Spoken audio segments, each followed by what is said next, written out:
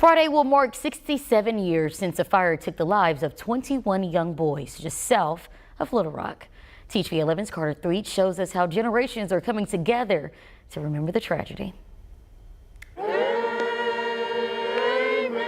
Members of Little Rock's Church of the Living God meeting at a local cemetery Saturday to remember one of the state's great tragedies. On this site is the mass grave, where 14 of the 21 dead were buried after a fire at a corrections facility for young black males in 1959. These were young people. These were young men on the cusp, at the very beginning of their lives, and certainly we would not want to repeat this. That's why Pastor Rodney Hines came and why many of the church members drove down to Wrightsville soon after. Former Central High teachers Helen Lanier Strickland and Agnolia B. Gay helped plan the next part of the program. Lanier Strickland says, "This is about the Wrightsville 21 who were in the Negro Boys Industrial School." Both Gay and Lanier Strickland are former drama teachers and were well equipped to put together Saturday's program, a play honoring the memory of those 21 boys. But where to find the cast? Gay, with her bright mind, she came up with the idea to go talk to Central High's football coach.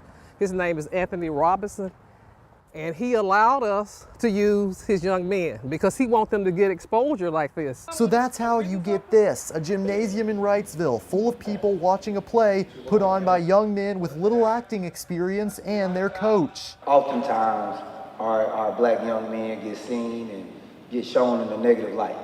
And I think this is a great way for them to come outside their comfort zone. The play opened with the boys reading the names of the 21 dead, then reenacting that tragic scene, then reading more of the young men's stories. The judge said no adult prison for us, just boys' school. Ensuring that a new generation will never forget. They are some of the most kind and respectful young men I have worked with.